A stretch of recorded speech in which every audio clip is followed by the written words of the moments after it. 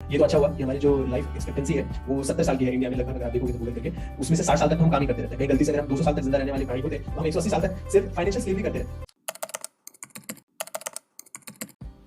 Hi, welcome to be financially free. मेरा नाम है लोकेश तिवारी और म्यूचुअल फंड के इस नेक्स्ट वीडियो में आपका स्वागत है। अगर आपने पहले के वीडियोस नहीं देखे हैं तो आपको यहाँ पे लिंक मिल जाएगा और हाँ, लिंक डिस्क्रिप्शन में भी आपको मिल जाएगा। पहले के वीडियो जरूर देखिए, उससे आपको पूरा प्रॉपर कॉन्टेक्स्ट मिलेगा। चलिए स्टार्ट करते हैं। So before moving to next part, कि why we should invest in proper instruments where we should get more return, we should understand broader perspective। सिर्फ ये नहीं देखना कि यार सब लोग इन्वेस्ट कर रहे हैं इसलिए हम भी इन्वेस्ट करेंगे, या किसी ने कह दिया इसलिए इन्वेस्ट करेंगे, या मैं कह रहा हूँ इसलिए इन्वेस्ट करना है। ऐसी कोई जरूरत नहीं। सबसे पहले हम लोग देखते हैं, डेटा से देखते हैं, नॉट इमोशनली। सो ये एक वेबसाइट है मैक्रो ट्रेंड करके, आप जाके खुद भी चेक कर सकते हो गूगल पे। यहाँ पे आपको इंडिया का इन्फ्लेशन मिल जाएगा। आप आराम से सारा का सारा इन्फ्लेशन देख सकते हो, इकोनॉमी का, जीडीपी का ग्रोथ, पर कैपिटा इनकम, सब कुछ अवेलेबल है। बाय द वे ये पेड नहीं है, जस्ट मैं इसको फॉलो करता हूँ डेटा के लिए और आई विल से कंटेंट के लिए। सो आप देख सकते हो कि 2020 में जो हमारा इन्फ्लेशन रेट है वो लगभग 6% का है, 6+% का है। 2019 में लगभग 4% का था, 2018 में भी 4%, 2017 में भी 3.5% का था। लेकिन अगर हम लॉन्ग रन में देखें कि हमारा टोटल किस तरीके का इन्फ्लेशन रेट रहा है, ये 2011 से 2022 तक का, विच इज 2021, अभी 2021 ही चल रहा है, तो यहां तक का मैंने निकाला। आप इसमें देख सकते हो कि 2011 में, आई होप आपको यहाँ पे नंबर दिख रहा होगा ब्लिंक करते हुए, 2011 में जो हमारा इन्फ्लेशन रहा वो लगभग 8% का रहा, 2012 में 9%, 2013 में 10-11% पहुंच गया ये, 2014 तक आते आते 6%, एंड देन फिर 4, 5, 3 एंड देन अगेन 6%। अगर आप नेट देखोगे लास्ट 10 इयर्स का, तो एवरेज आउट आपको मालूम पड़ेगा कि लगभग 5.5 to 6% का हमारा इन्फ्लेशन चलता है। इसी को अगर लॉन्ग रन में 30 इयर्स में देखना चाहें तो भी आप देख सकते हो कि ये कौन सा ईयर है, 1991, यस 1991 में 13, देन फिर ये आगे नीचे आया 93 तक 6। तो अगर आप नेट एवरेज देखोगे तो लगभग 5 से 6% का हमारा जो है इन्फ्लेशन चलता है। अगर आप इसको बाकी कंट्रियों से कंपेयर करना चाहते हो, जाम्बिया में 15% का इन्फ्लेशन, घाना में 10%, इंडिया 4th नंबर पे आ रहा है, विच इज 6.62% का इन्फ्लेशन। ये 2020 का डेटा है। सिमिलरली जो हिस्टोरिक डेटा हमने ग्राफ में देखा, यहाँ पे सारा डेटा हमको मिल रहा है ईयर वाइज कि किस तरीके से इंडिया का इन्फ्लेशन रहा है। इससे हमें समझ में क्या आ रहा है? इससे हमें समझ में आ रहा है कि एक हमारा बाइंग पावर धीरे धीरे कम हो जाता है रुपए का या उस कंट्री की करेंसी का। नंबर 2, चीजों के प्राइसेस बढ़ने लगते हैं। आप इसको ऐसे भी देख सकते हो कि चीजों के प्राइसेस बढ़ने लगते हैं। एग्जांपल के लिए आप ये समझ लो कि आपने 10 साल पहले अगर कोई प्रॉपर्टी देखी होगी किसी जगह पे, क्या उसकी कीमत आज भी सेम है? नहीं, उसकी कीमत बढ़ गई है। इसका मतलब वो इन्फ्लेशन की वजह से हो रहा है। उसमें इन्फ्लेशन, डिमांड काफी कुछ है, बट इन्फ्लेशन भी काम करता है वहां पे। इसी चीज को आप एक बार नंबर्स में देखते हैं कि इसका हमारी लाइफ पे किस तरीके से इंपैक्ट पड़ेगा। हमने देख लिया इन्फ्लेशन का डेटा, रियल टाइम डेटा देख लिया। Now let's move to the next part कि इसका हमारे लाइफ में कैसे इंपैक्ट पड़ता है, हमारे इन्वेस्टमेंट में कैसे इंपैक्ट पड़ता है, हमारी ग्रोथ में कैसे इंपैक्ट पड़ता है। ये मेरे पास एक सिंपल सी एक्सेल शीट है जहां पे हम समझने वाले हैं पूरा इन्फ्लेशन किस तरीके से हमारे लाइफ को इंपैक्ट करता है, किस तरीके से हमारी ग्रोथ को वो इंपैक्ट करता है। ठीक है, मैंने यहाँ पे कुछ चीजें लिखी हैं जो आपको काफी इजीली समझ में आ जाएगी। इन्फ्लेशन रेट मैंने 6% लिखा हुआ है यहाँ पे। अगर हम बैंक में रखें पैसा, सेविंग अकाउंट में, तो हमको मिलता है लगभग 3%। करेक्ट है, ये तो आपको पता ही होगा। अगर आपने सिर्फ सेविंग अकाउंट में पैसा डाल के छोड़ दिया तो 3% रिटर्न रेट मिलता है।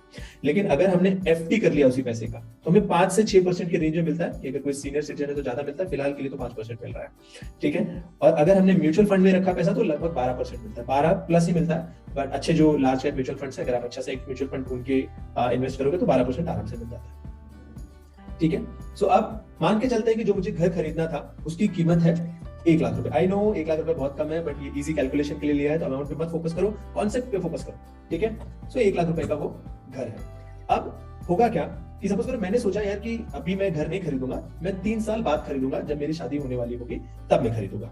ठीक है, मैंने इस बैंक, अगर मैंने 1 लाख रुपया अपना बैंक अकाउंट में रख दिया तो फिर क्या होगा, और अगर मैंने वही 1 लाख रुपए का एफडी कर दिया तो क्या होगा, और वही 1 लाख रुपए को मैंने म्यूचुअल फंड में डाला तो क्या होगा, ये हम यहाँ पे डिटेल में देखने वाले हैं। और उस घर के प्राइस का क्या होगा वो भी हम देखने वाले हैं। ठीक है, नेक्स्ट ईयर चूंकि इन्फ्लेशन 6% का चल रहा है, ठीक है, तो घर की कीमत तो बढ़ने वाली है। अगले साल पक्का कुछ ना कुछ उस घर की कीमत बढ़ ही जाएगी। इन्फ्लेशन 6% का है तो मान के चलते हैं 6% से बढ़ जाएगी उस घर की कीमत। ठीक है, यहाँ पे सिंपल से कैलकुलेशन करेंगे कि अगर 6% से इंक्रीज हुआ तो एक्चुअल इंक्रीमेंट कितना होगा, ठीक है। सो ये 6% को फ्रीज कर देते हैं। सो अगले साल अगर 6% का इन्फ्लेशन चल रहा है तो अगले साल उस घर की कीमत 1,06,000 रुपए हो जाएगी बाय डिफॉल्ट, बिना कुछ किए। अगर सब कुछ सेम रहा, डिमांड भी सेम रही, तो भी उसकी कीमत बढ़ने ही वाली है। और वही 1 लाख रुपए, मान लीजिए आपने अभी घर नहीं खरीदा, आपने सोचा मैं 3 साल बाद खरीदूंगा, तब तक आपने सेविंग अकाउंट में अगर उस पैसे को रख दिया तो आपके पैसे का क्या होगा, तो वो भी एक बार देख लेते हैं। ये 1 लाख रुपया मैं सेविंग में भी रख देता हूँ। मान लीजिए अगर किसी ने सेविंग में रखा है, किसी ने एफडी में रखा है, किसी ने म्यूचुअल फंड में रखा, तो क्या होगा। सो हम देख सकते हैं सेम फॉर्मूला यहाँ पे भी अप्लाई करेंगे, क्योंकि यहाँ पे 3% का ग्रोथ है। लेट मी चेंज दिस, ये बी नहीं है, यहाँ पे सी है। यहाँ पे 3% का ही आपको अपग्रेड मिलेगा, which is interest return rate मिलेगा, तो आपका पैसा 1,03,000 रुपया हो जाएगा, ठीक है। अब अगर जिसने वही पैसा एफडी में रखा हुआ है तो उसके पास क्या होगा, सेम फॉर्मूला मैं यहाँ पे पेस्ट कर देता हूँ, लेकिन रिटर्न रेट यहाँ का चेंज कर देता हूँ, तो 1,05,000 रुपया हो जाएगा। अब यही इसी बंदे ने अगर म्यूचुअल फंड में लॉन्ग रन के लिए इन्वेस्ट किया हुआ है तो ये पैसा हो गया 1,12,000। तो अब आप देख पा रहे हो कि जिसने पैसा सिर्फ सेविंग अकाउंट में रखा था उसकी बाइंग कैपेसिटी घट गई। तो अगर 1 साल पहले चाहता तो मैं खरीद लेता, लेकिन अब मेरे पास 3,000 रुपए कम पड़ रहे हैं। समझ में आ रहा है आपको। और जिसने एफडी किया है उसके पास सिर्फ 1,000 रुपए कम पड़ रहे हैं, लेकिन जिसने म्यूचुअल फंड में पैसा रखा है उसका पैसा थोड़ा सा ग्रो हो गया, नेट ग्रोथ है। This is called net growth. अब इसी चीज को थोड़ा आगे बढ़ाते हैं कि एक्चुअल लॉन्ग रन में क्या होगा। सो अगर आप देखोगे 10 साल बाद, अगर मैं वही चीज 10 साल बाद खरीदने जाता हूं तो क्या होगा। सो 10 साल बाद 6% के इन्फ्लेशन से वो जो घर था उसकी कीमत हो जाएगी 1,80,000 रुपए के करीब, ठीक है। ये आपको समझ में आ रहा है। लेकिन चूंकि मैंने सिर्फ बैंक अकाउंट के अंदर पैसा रखा था तो मेरा पैसा कितना ग्रो हुआ, सिर्फ 1,34,000। अब मेरा डिफरेंस कितना हो गया, लगभग 50,000 का डिफरेंस।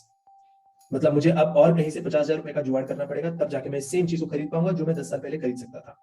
अब लेकिन जिसने वो पैसा एफडी में रखा है उसका क्या है, उसका पैसा थोड़ा सा डिफरेंस है, 15-16,000 उसका भी कम है। तो सोचिए आपका एफडी भी आपका पैसा कैसे कम कर रहा है, बढ़ा नहीं रहा है। हमको एक इल्यूजन है कि यार 1 लाख से 1,62,000 हो गया, बट एक्चुअली आपकी बाइंग कैपेसिटी जो है वो घट रही है लॉन्ग रन में।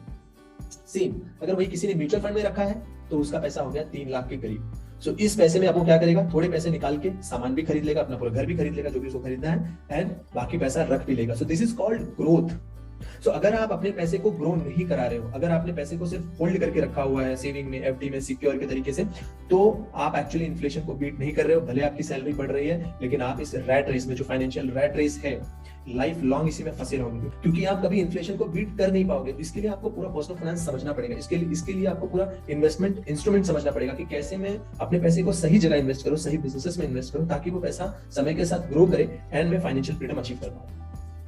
आई होप आपको इससे काफी क्लियर आइडिया आया होगा कि किस तरीके से इन्फ्लेशन आपका बाइंग पावर घटाता है, और अगर आप सही जगह पैसा रखोगे तो आपका पैसा कैसे टाइम के साथ ग्रो करता है। अब यही सेम चीज, सेम कारण की वजह से लोग लाइफ टाइम जॉब करते रहते हैं। अरे ये तो अच्छा हुआ कि हमारी जो लाइफ एक्सपेक्टेंसी है वो 70 साल की है इंडिया में लगभग। अगर आप देखोगे तो गूगल करके, उसमें से 60 साल तक तो हम काम ही करते रहते हैं। कहीं गलती से अगर हम 200 साल तक जिंदा रहने वाले प्राणी होते तो हम 180 साल तक सिर्फ फाइनेंशियल स्लेवरी करते रहते। काम करने में प्रॉब्लम नहीं है, बट सिर्फ पैसे के लिए पूरी लाइफ को स्पेंड कर देना, that's not wise decision I would से।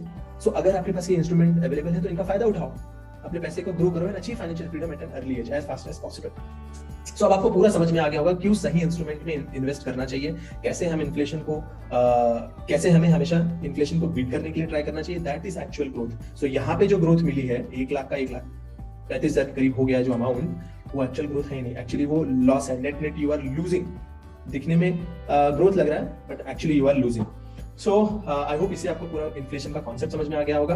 अब बढ़ते हैं कि म्यूचुअल फंड में अगर इन्वेस्ट करना है तो कौन सा म्यूचुअल फंड चूज करें, कैसे चूज करें, कैसे आगे बढ़े, और इन्वेस्टमेंट के बाद डिफरेंट स्ट्रेटजीज क्या है। बट ये पूरी जो सीरीज मैंने बनाई हुई है ये सब कुछ म्यूचुअल फंड के इर्द गिर्द है। इसके अलावा मैं और सीरीज बनाऊंगा, बट अभी इसी पे फोकस करते हैं। तो आई होप आपको ये इन्फ्लेशन और बाकी सारी चीजें समझ में आ गई होंगे। Let's move to the next video. और हाँ, एक ही स्ट्रीक में ये पूरा वीडियो देखो ताकि आपको पूरा समझ जाए, ठीक है।